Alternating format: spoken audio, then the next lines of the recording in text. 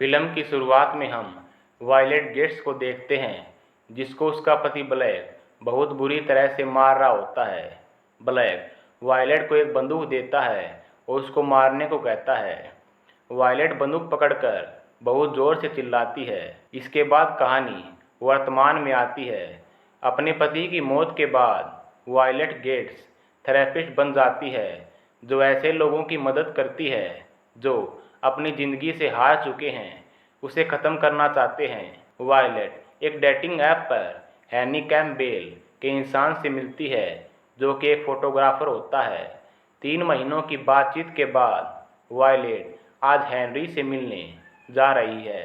Violet अपने 5 साल के बेटे टोबी को अपनी छोटी बहन जेन गेट्स के पास छोड़कर हेनरी से मिलने एक बड़े से रेस्टोरेंट पालेट में जाती है। इस बीच वायलेट बहुत डरी हुई होती है, क्योंकि उसे डर होता है कि हेनरी भी कहीं उसके पति ब्लेक के जैसा न हो। वायलेट जब रेस्टोरेंट में हेनरी का इंतज़ार कर रही थी, तभी एक अनजान यूज़र उसको एक मीम भेजता है। वायलेट उस मीम पर ज़्यादा ध्यान नहीं देती। उसे एक मीम फिर आता है, जिसे देखकर वायलेट काफ़ी ज़्यादा डर जाती है। तभी हेनरी वहाँ आ जाता है और वे दोनों अपने टेबल पर चले जाते हैं। वायलेट को वे मीम्स अब लगातार आने लगते हैं। उन मीम्स को देखकर हेनरी कहता है कि शायद कोई शैतान बच्चा तुम्हारे साथ मजाक कर रहा है। तभी वायलेट को एक मीम और आता है, जिसमें वो शख्स वायलेट को अपने घर के सीसीटीवी कैमरा को देखने को कहता है। सीसीटीवी कैमरा में वायलेट अपने घर में एक नकाबपोश आदमी को देखती है, जिसके हाथ में गन भी थी। वायलेट वहाँ से खड़ी हो जाती है और अपनी बहन को कॉल करने लग जाती है कि तभी वो आदमी उसे फिर से मैसेज भेजता है, जिसमें लिखा होता है कि तुम्हारे फ़ोन को मैंने हैक कर लिया है। अगर तुमने किसी को भी बताया या पुलिस को कॉल किया तो मैं तुम्हारे बेटे को मार दूंगा। वायलेट हर जगह माइक और कैमरे को देखती है, जो कि उस शख्स ने लगाए थे वायलेट पर नज़र रखने के लिए। वो शख्स वायलेट को मैसेज करता है और हेनरी के कैमरा का एसडी कार्ड लेने के लिए उसे कहता है। वायलेट अपनी घड़ी निकालकर उसे अपने बैग में रख देती है।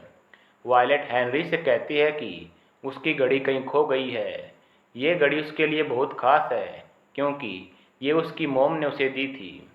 हेनरी वायलेट की घड़ी के बारे में पूछने के लिए मैनेजर के पास जाता है और इसी बीच वायलेट हेनरी के कैमरा से वो एसडी कार्ड निकाल लेती है। वायलेट देखती है कि हेनरी के कैमरा में बहुत सारे घोटालों की तस्वीर होती हैं, वहाँ की गवर्नमेंट की। वायलेट टॉयलेट का बहाना बनाकर वॉशरूम में जाती है और उस एसडी कार्ड को तोड़ देती है। फिर वो आदमियों से वॉशरूम का टॉवल डिस्पेंसर चेक करने को कहता है। वायलेट को उसमें एक जहर की बोतल मिलती है और वो वायलेट को इसे हेनरी की ड्रिंक में मिलाने को कहता है। जब वायलेट वापस हेनरी के पास आती है तो हेनरी वहाँ से जा रहा होता है। हेनरी कहता है कि तुम यहाँ पर ज़्यादा खुश नहीं हो। मुझे लगता है तुम्हें तुम्हारे बेटे की याद सता रही है। तुम्हें उसके पास लौट जाना चाहिए। और इतना कहकर हेनरी वहाँ से जाने लगता है। वायलेट हेनरी को किस करती है और उसको रुकने के लिए कहती है। हेनरी वहाँ रुकने के लिए मान जाता है। वायलेट अपनी लिपस्टिक से नोट पर होस्टेजेस और उसके घर का पता लिखकर एक सर्वेंट को टिप के रूप में पियानो प्लेयर फिल को देने को कहती है। फिल जैसे ही उस नोट को देखता है, वह थोड़ा डर जाता है। वो काउंटर पर वाइन लेने जाता है। फिल जैसे ही वाइन पीता है, थोड़ी देर बाद उसकी डेथ हो जाती है, क्योंकि उस मीम वाले आदमी को वायलेट के उस नोट के बारे में पता चल गया था और उसने फिल की ड्रिंक में जहर मिलवा दिया था, जिसकी वजह से वो मर गया। जब वायलेट टकीला शॉट्स लेने जाती है तो उसके हाथ से उसका पर्स गिर जाता है। हेनरी वायलेट के पर्स में उसकी घड़ी देख लेता है, जिससे उसको वायलेट पर थोड़ा शक होने लगता है। जब वायलेट टकीला शॉट्स लेकर आती है तो हेनरी वायलेट को उसकी घड़ी देता है और कहता है कि मुझे ये तुम्हारे पर्स से मिली। तुम शुरुआत से ही मुझसे झूठ बोल रही हो, अजीब सा बर्ताव कर रही हो। तुम्हारा सारा ध्यान तुम्हारे फ़ोन में ही है।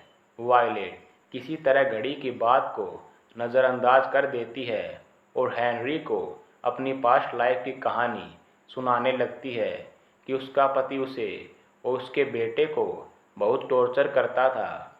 मैं अपने बेटे के लिए कभी कुछ नहीं कर पाई।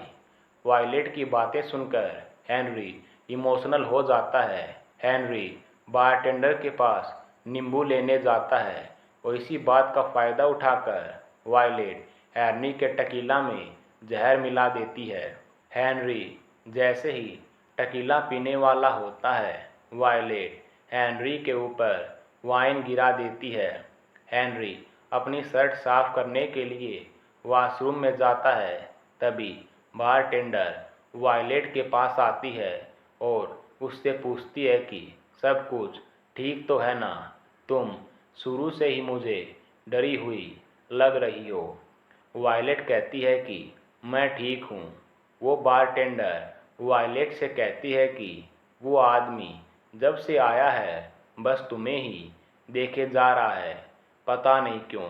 वायलेट जब रेस्टोरेंट में हेनरी का वेट कर रही थी तो रिचर्ड उसे काउंटर पर मिला था। रिचर्ड ने वायलेट को बताया था कि वो एक ब्लाइंड डेट पर आया है। वायलेट को रिचर्ड पर शक होता है, इसलिए वो टकीला शॉट्स लेकर रिचर्ड के पास जाती है।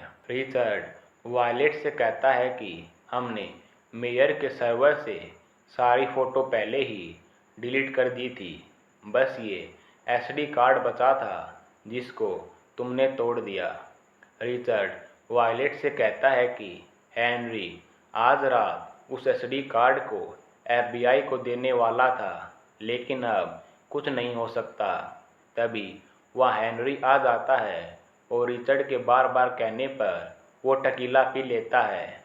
वायलेट हेनरी को थोड़ा इंतज़ार करने को कहती है। हेनरी वहाँ से चला जाता है। वायलेट रिचर्ड को बताती है कि उसका पति ब्लैक हमेशा लड़ाई के बाद उसको डिनर के लिए एक इटालियन रेस्टोरेंट में ले जाता था और कहता था कि वो आज के बाद उसको कभी टॉर्चर नहीं करेगा। मैं उसकी हर बात मान लेती थी। हर बार की तरह मैं नाटक करती थी कि मैं उसको छोड़कर कभी नहीं जाऊंगी, जैसे मैंने आज हेनरी के टकीला शॉट में जहर मिलाने का नाटक किया था। जब हेनरी ने टकीला शॉट पिया था, उसी समय वायलेट ने रिचर्ड की डिश में वो जहर मिला दिया था।